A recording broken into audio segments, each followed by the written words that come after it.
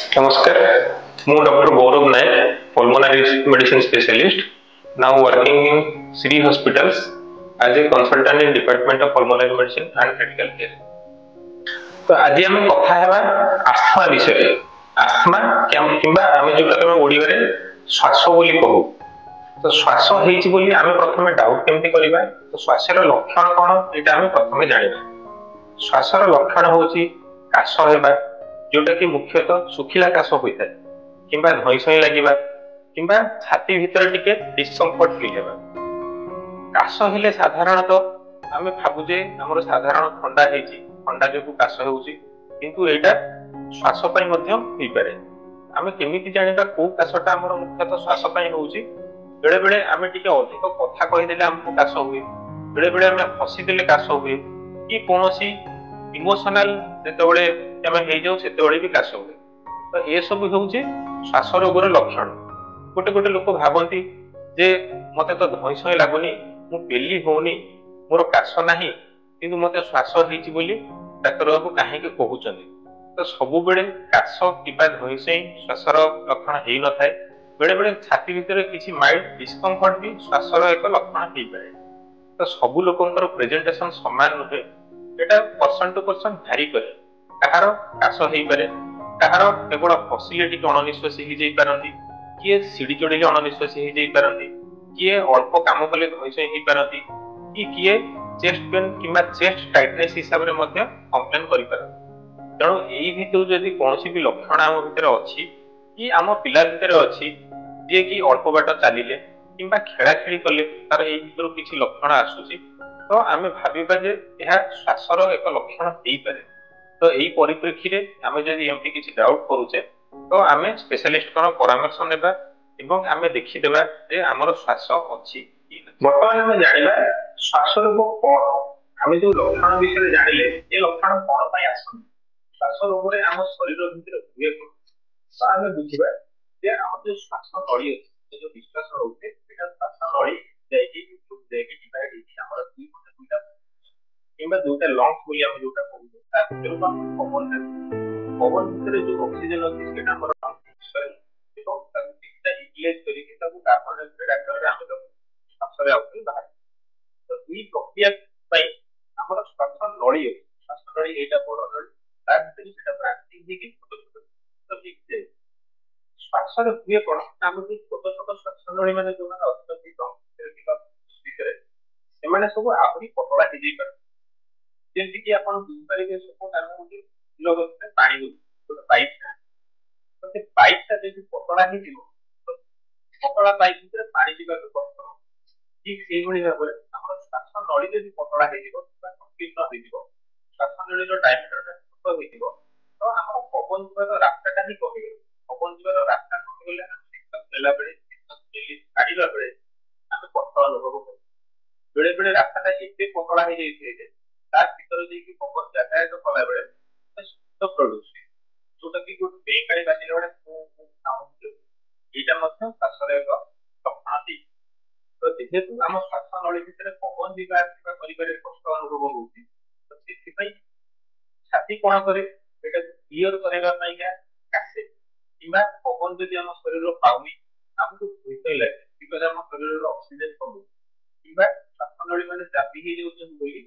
ଚେଷ୍ଟ ଭିତରଟା ଆମକୁ କଂଜେସନ ଭଳିଆ ଲାଗିପାରେ, ଡିସ୍କମ୍ଫର୍ଟ ଭଳିଆ ଲାଗେ। ଆମେ ଯେମିତି ଜାଣିଲେ ଯେ ଆମେ କଥା କହିଲେ କିମ୍ବା ହସିଲେ କିମ୍ବା କୌଣସି ପ୍ରକାର ଇମୋସନାଲି ଓଭରୱେଲମିଂ ସିଚୁଏସନରେ କଣ ହୁଏ ନା, ଯେତେବେଳେ ଆମ ନିଶ୍ୱାସଟା ଜୋର ହୁଏ, ନିଶ୍ୱାସଟା ଜୋର ହେଇଯିବା ଫଳରେ କଣ ହୁଏ, ଆମ ସଂକୀର୍ଣ୍ଣ ଶ୍ୱାସ ନଳୀ ମାନେ ସେମାନେ ଆହୁରି ସଂକୀର୍ଣ୍ଣ ହୋଇଯାନ୍ତି ଏବଂ ଆମର ରକ୍ତଟା ସେ ଟାଇମରେ ବଢେ। ତ ଏଇଭଳି ଭାବରେ କଣ ହଉଛି ଯେ ଆମର ଶ୍ୱାସ ନଳୀ ସଂକୀର୍ଣ୍ଣ ହେଇଯିବା ଦ୍ୱାରା ଆମ ଶ୍ୱାସ ରୋଗ ହୁଏ। ତ ଆଉ ଗୋଟେ କଣଟା ଆମେ ଜାଣିବା, ଶ୍ୱାସ ସହିତ ମଣିଷ କେମିତି ଥାନ୍ତି, ଶ୍ୱାସ ବଢିଲେ କଣ ପାଇଁ? ଶ୍ୱାସ ଅଛି ମାନେ ମଣିଷର ଶ୍ୱାସ ନଳୀ ସଂକୀର୍ଣ୍ଣ ହୋଇକି ଅଛି, ତା ଉପରେ ଭାବନ୍ତୁ ଯଦି ସେଥିରେ ଆମର ଗୋଟେ ଭାଇରାଲ ଯୋଉଟା କି ଆମର ଶୀତ ଦିନରେ ବହୁତ କମନ। ଶୀତ ଦିନ ଆସିଲେ, ଥଣ୍ଡା ଦିନ ଆସିଲେ କିମ୍ବା କୌଣସି କିମ୍ବା କୌଣସି ପର୍ଟିକୁଲାର ସ୍ମେଲ ଯୋଉଟା କି ଆମର ଆଲର୍ଜି କରାଏ,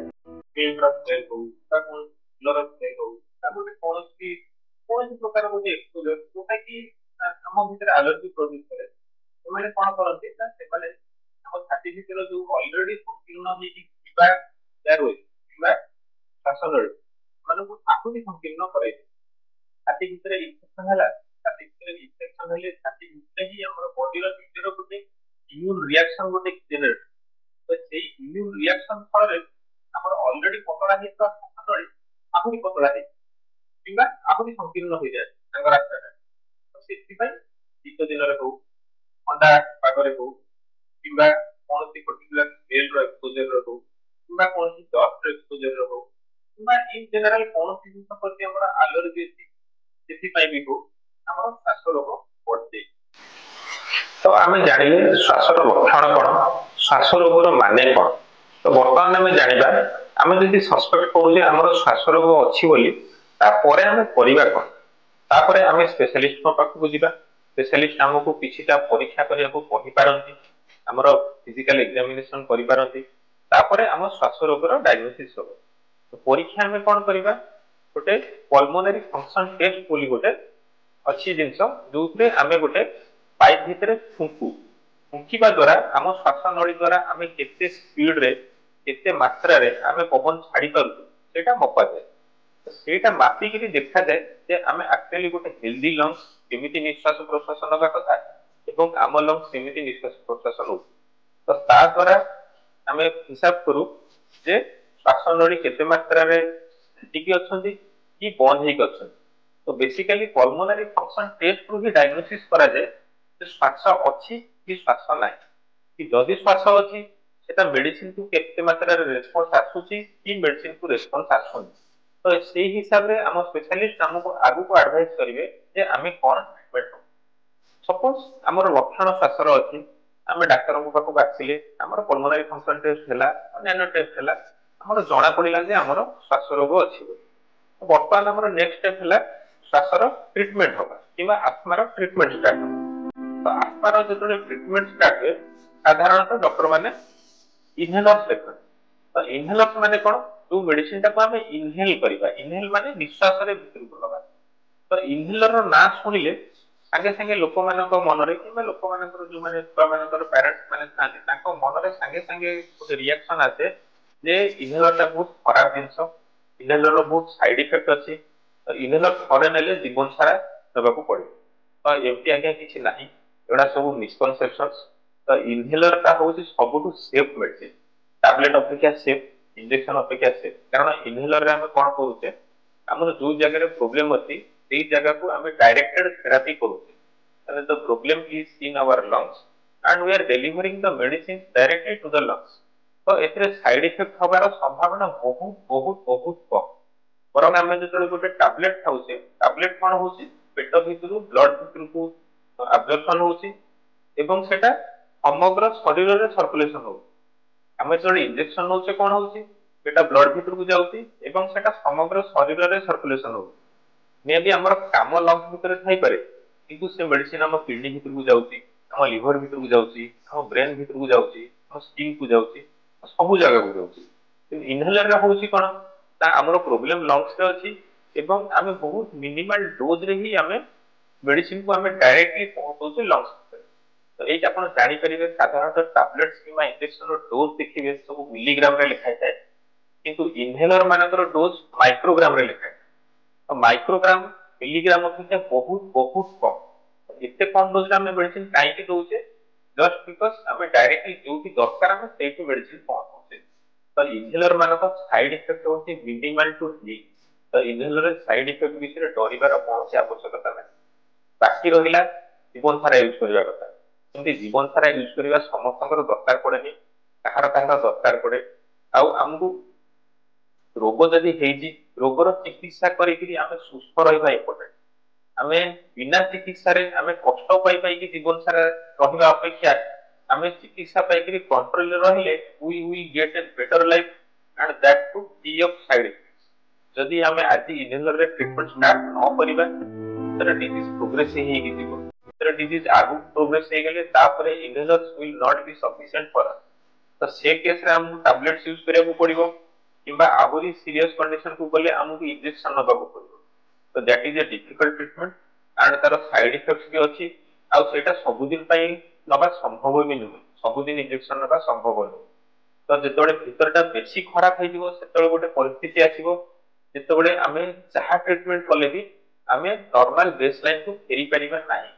ସେଥିପାଇଁ ଆମର ଯେତେବେଳେ ଡାଇଗ୍ନୋସିସ୍ ହଉଛି ସେଇ ଟାଇମରୁ ଆମେ ଡକ୍ଟର ମାନଙ୍କର କଥା ମାନିବା ଟିକେ ଶୁଣିବା ଯଦି ଆମକୁ ଡାଉଟ ହଉଛି ଆମେ ଆନାଦର ଓପିନିଅନ ନବା ସେମ୍ ସ୍ପେଶାଲିଟି